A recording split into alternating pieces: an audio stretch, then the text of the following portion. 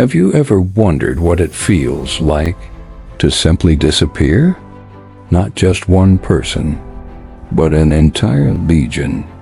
5,000 of the Roman Empire's finest soldiers, men forged in the fires of conquest, armed with the best weapons of their time, and disciplined to perfection. Imagine them, marching in perfect formation, the rhythmic tramp of their sandals on the cold earth, the glint of sun on their helmets, the iconic eagle standard, the aquila, held high, a symbol of Rome's absolute power. They march north into the wild, untamed lands of Caledonia, what we now call Scotland, a land of mist, mountains, and fierce tribes who refuse to bow to the might of Rome. They march to quell rebellion, to expand the frontier, to impose order on a chaotic world. They march, and then silence. Complete and utter silence. They vanish from the historical record. 5,000 men, their commanders, their equipment, and most importantly, their sacred eagle standard, gone, as if swallowed by the mist itself. For nearly 2,000 years, the fate of the Ninth Legion, Legio IX Hispana, has remained one of history's most captivating and haunting mysteries. Were they slaughtered in a final, desperate battle, their eagle captured by triumphant barbarians? Or did they meet a different fate, far from the cold shores of Britain? Tonight we delve into the heart of this mystery. We will examine the clues, weigh the theories, and walk in the footsteps of the last legionaries. This is the story of the lost Ninth Legion. To understand the loss, we must first understand what was lost. The Ninth Legion was no ordinary unit. Its history was long and storied, stretching back to the days of the Roman Republic. They were veterans, hardened by decades of conflict across the known world. Their official name was Hispana, a title earned for their distinguished service in Spain. They fought under the command of Julius Caesar himself during his conquest of Gaul. They were there at the pivotal Battle of Pharsalus. They were instrumental in the Roman invasion of Britain in 43 AD, led by the Emperor Claudius.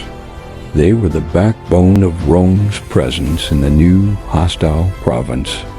For 70 years they garrisoned the north of Britannia. They built forts, roads, and a formidable fortress at what is now York, which they called Eboracum. They were the guardians of the frontier, a living wall of steel and discipline against the unconquered tribes to the north. Their symbol was the bull, a sign of strength and stubborn resilience. To lose such a legion was not just a military defeat. It was a deep psychological blow to the empire's prestige. It was like losing a piece of Rome itself. The last definitive record we have of the Ninth is from the year 108 AD. An inscription from this year shows them working on rebuilding their fortress at Eboracum. After this date, the official records fall silent. The legion's name disappears from army lists. It is never mentioned again. So, what happened? The most popular and most romanticized theory is that the Ninth Legion marched north from York on a punitive expedition against the troublesome tribes of Caledonia and was completely annihilated. This theory was first popularized by the historian Theodore Mommsen in the 19th century and later immortalized in Rosemary Sutcliffe's famous novel, The Eagle of the Ninth. The story is compelling. Picture the scene. The Legion, confident in its superior training and equipment, marches deep into the misty, unfamiliar highlands of Scotland. The terrain is difficult, the weather unforgiving. The Caledonian tribes, masters of guerrilla warfare, refused to meet them in open battle. Instead, they harass them. Ambush from the forests, raids on supply lines, a war of attrition that slowly bleeds the legion's strength and morale. Finally, drawn into a trap, the Ninth is surrounded. Outnumbered, exhausted, and far from home, they make their last stand. A brutal, desperate fight to the last man. The legion is wiped from existence, its eagle standard captured, a symbol of defiance against the world's greatest power. It's a powerful story. It explains the sudden disappearance and the lack of records. A defeat so total, so humiliating, that Roman authorities may have deliberately erased it from official history to save face. Evidence for this theory is circumstantial. The Roman historian Tacitus writes of the Ninth suffering a serious defeat in an earlier Caledonian campaign.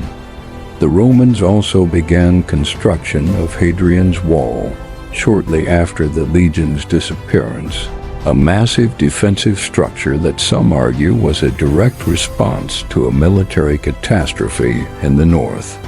It was as if Rome was saying, "This far and no further." But there is a problem, a very big problem. Despite decades of archaeological searches, not a single piece of definitive evidence of a large-scale battle or a legion's destruction has ever been found in Scotland. No mass graves of 5,000 men. No battlefield littered with Roman armor and weapons. No trace of the lost eagle. For a disaster of this magnitude, the archaeological silence is deafening, which leads us to other, less dramatic, but perhaps more plausible theories. What if the Ninth Legion didn't die in Britain at all? What if they were simply transferred? This is the theory favored by many modern historians. The Roman Empire was a vast and constantly shifting entity. Legions were frequently moved from one volatile frontier to another as needed. Evidence suggests that around the year 120 AD, the situation on the Rhine frontier in modern-day Germany was becoming increasingly unstable. Archaeological finds support this idea. Several tiles stamped with the mark of the Ninth Legion have been found in Nijmegen, in the Netherlands, which was a major Roman military base on the Rhine.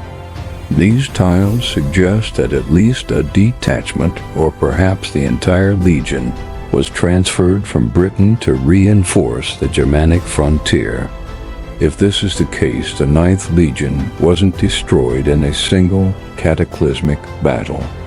Instead, they likely continued to serve for several more decades. Their end would have been much more mundane. Over time, through smaller skirmishes, disease, and retirement, the legion's numbers would have dwindled. The remaining men would have been absorbed into other legions, and the once famous Ninth would have simply been disbanded, its name fading from the active army lists. This theory elegantly explains the lack of a battlefield in Scotland and the presence of Ninth Legion artifacts on the continent. It's a less dramatic end, but it fits the practical realities of Roman military administration. However, the evidence in Nijmegen is not conclusive. The tiles could belong to a smaller detachment, not the entire legion. And it still doesn't explain why a legion with such a proud history would be quietly disbanded without any official record. The mystery remains. There is a third possibility, one that takes us far from the cold mists of Britain to the burning sands of the East. In 132 AD, a massive and bloody revolt broke out in Judea, led by Simon Bar Kokhba. This was a brutal war that stretched the empire's military resources to their absolute limit. The Roman historian Cassius Dio tells us that the Romans suffered heavy casualties and that one legion was completely wiped out. He doesn't name the legion. Could it have been the ninth? The timeline fits. If the legion had been transferred from Britain to the Rhine, it could have then been sent eastward to help suppress the massive rebellion. In the intense and desperate fighting in Judea, it's entirely plausible that an entire legion could have been cornered and destroyed. This would explain its disappearance from the records and the silence surrounding its fate. A defeat during the Bar Kokhba revolt would have been another humiliating blow that the Emperor Hadrian might have wished to suppress. This theory combines the drama of annihilation with the logic of troop movements. It provides a specific conflict where a legion was known to have been lost. Yet, just like in Scotland, there is no direct archaeological proof. No inscriptions, no eagle, nothing that definitively places the entire Ninth Legion in Judea at that exact time. We are left once again with a compelling theory, but no certainty. For centuries, the story of the lost legion has been intertwined with the fate of its eagle standard. The Aquila was the soul of the legion. To lose it in battle was the ultimate disgrace. In 1866, a stunning discovery was made in the town of Silchester, England. A bronze Roman eagle, unearthed from the ground. For many, this was it. The lost eagle of the ninth, found at last. It seemed to confirm the theory of their destruction in Britain. The idea was that a survivor had managed to escape with the eagle, burying it before he died. However, modern analysis tells a different story. The Silchester eagle is now believed to have been part of a larger statue from a basilica or forum, not a legionary standard. It was a beautiful but misleading clue. The most concrete evidence remains those stamped tiles found in Nijmegen. They prove that at least some soldiers from the Ninth were on the European mainland after their supposed annihilation in Scotland. But was it the whole legion? A small building detachment? Veterans who had retired there? We simply don't know for sure. The truth is, the disappearance of the Ninth may not have been a single event, but a slow process. A transfer followed by casualties in various conflicts, and an eventual unceremonious disbandment. The dramatic story of a legion marching into the mist to be wiped out makes for a better tale, but the reality of history is often quieter and more complex. So where does this leave us? We have a legendary legion, a symbol of Roman power, a final order to march into the wild north, and then an unnerving silence that echoes through 2 millennia. We have theories, a heroic last stand against overwhelming odds in the Scottish Highlands, a quiet transfer and a slow fade into history on the Rhine frontier, a brutal annihilation in the deserts of Judea. Each theory has its clues, its logic, and its unanswered questions. The fate of the Ninth Legion is a perfect historical mystery precisely because it remains unsolved. It reminds us that history is not just a collection of facts, but a tapestry woven with stories, myths, and gaps that we can only fill with our imagination. The 5,000 men of the Ninth may be long gone, but their story, their mystery endures. And perhaps that is their true legacy. Not a record in a dusty archive, but an eternal question whispered on the wind, from the walls of York to the mists of Caledonia. What do you think happened to the lost Ninth Legion? Let us know in the comments below.